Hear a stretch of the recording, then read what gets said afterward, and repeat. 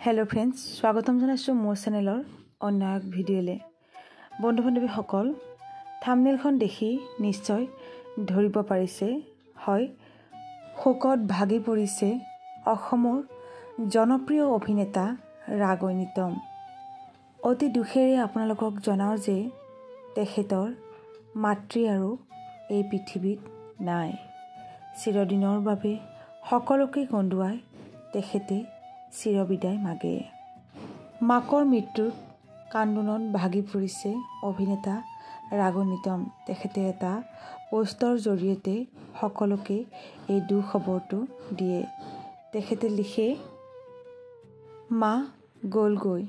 উভতি নহাৰ বাটেৰে আয়ো তোৰ গৰ্ভত মোক আকৌ এবাৰ জনম দিবি দে আমি আমাৰ চেনেলৰ ফালৰ পৰা তেখেতলৈ শ্ৰদ্ধাঞ্জলি জ্ঞাপন কৰিলোঁ।